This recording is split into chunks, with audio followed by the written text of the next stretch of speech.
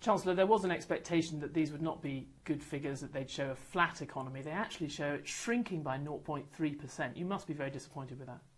Well, I think it's a reminder that Britain faces a very tough economic situation. I think it's a reminder that last year was particularly difficult, both with the problems we've got at home, dealing with the debts built up over many years, but also, frankly, the problems in the Eurozone, where many of our exports go, which, of course, is now in recession. So we can either run away from those problems or confront them, and I'm absolutely determined to confront them so that we can create jobs for the people of this country. But this is an economy that really seems to have lost momentum. There was positive thinking about the recovery in the autumn, talk of green shoots, and now it looks like we are just stalled again. The economy has not grown at all in the last year, and it's slowing down going into 2013.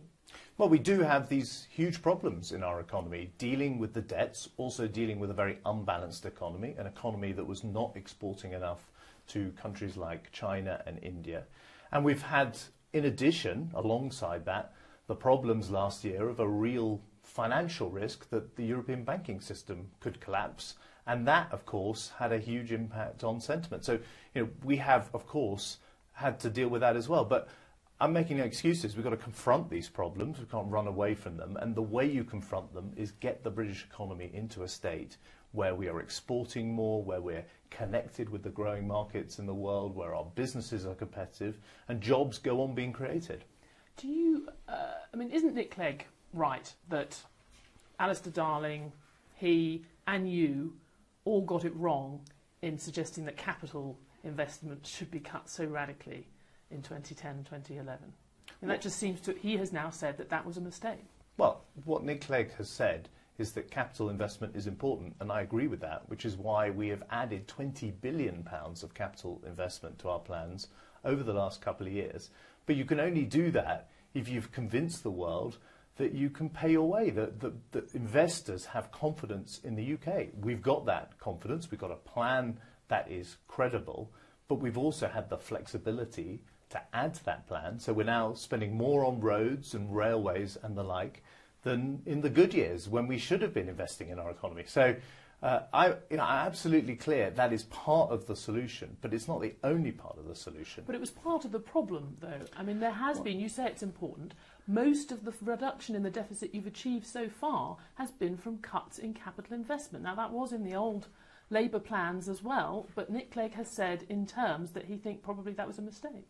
Well, we have had to deal with a very high budget deficit, one of the highest in the world, and confront Britain's debt problems. And we've done that by tackling a whole range of things. For example, welfare payments. We've made changes to the value of the welfare system so that actually the British taxpayer gets better value for money from it.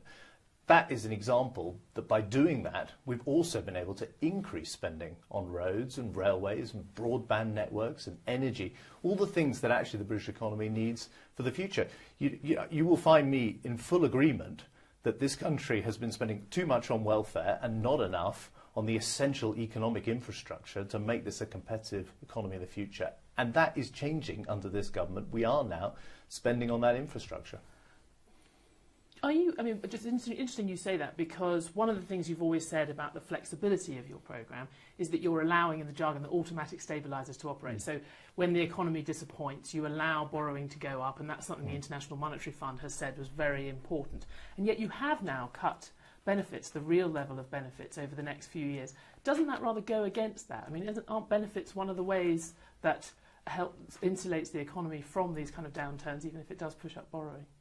Well, I think the welfare system was too expensive. I think it had the wrong incentives in it, and we've had to change that. But instead of taking the money out of the economy, to use that kind of jargon, actually we reinvested it in the capital spending, by which I mean the roads and the railways and so on. So we've, in that sense, allowed the automatic stabilisers to operate. Look, I think our plan, our deficit reduction plan, has credibility, which is shown by the very low interest rates we got, but also flexibility to deal with the ups and downs of the world economy. It's not the only part of our economic plan. We're also making Britain a highly competitive place to come and do business, to grow a business, to employ people.